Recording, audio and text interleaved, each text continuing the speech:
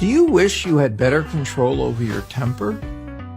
Do the people around you, your spouse, your friends, your boyfriend or girlfriend, your children, wish you had better control over your temper? Unfair or excessive anger is a major cause of marital strife, of tensions between parents and children, and of tensions in workplaces. Sometimes anger is responsible for more than just tension.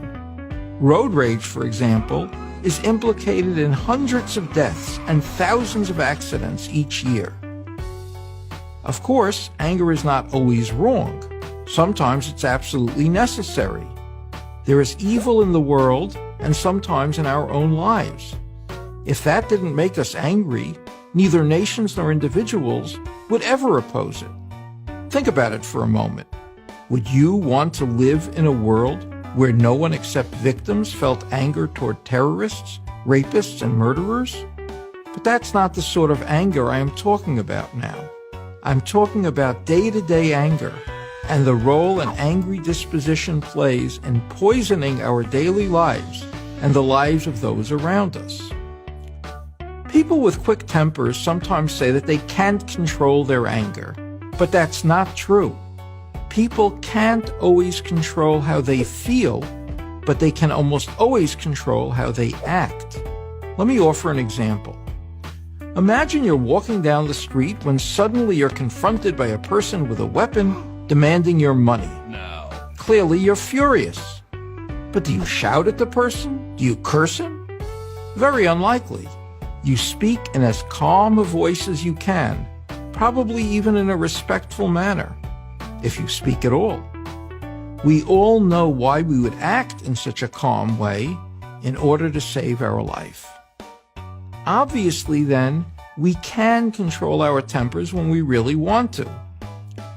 Now, there are whole courses on anger management, and they undoubtedly have many ideas and suggestions. But I would like to offer one rule that will enable you to control your anger and almost guarantee that you will never say something that will lead to an irrevocable break or a permanent hurt in your relationship with another person. No matter how angry you get, restrict the expression of your anger to the incident that provoked it.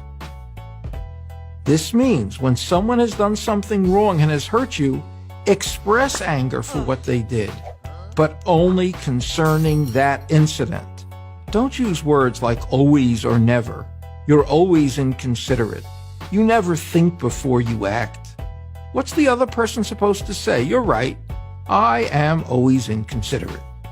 In addition to making the other person defensive, who wouldn't become defensive when accused of always being anything bad, your statement is untrue.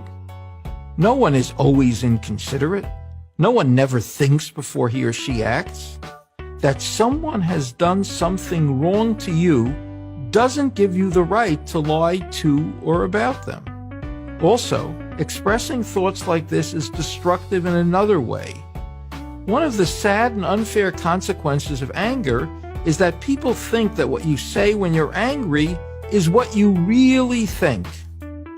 Now, it might be, but usually it isn't what you really think.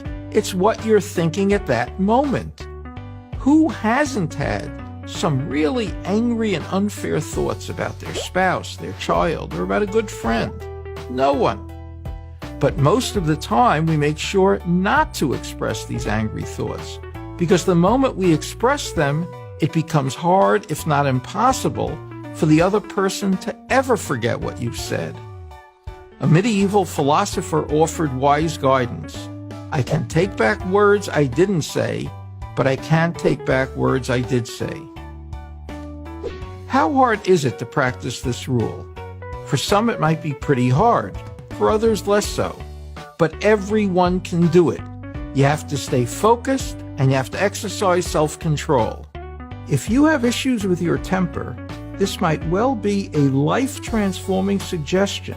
So let me repeat it one final time.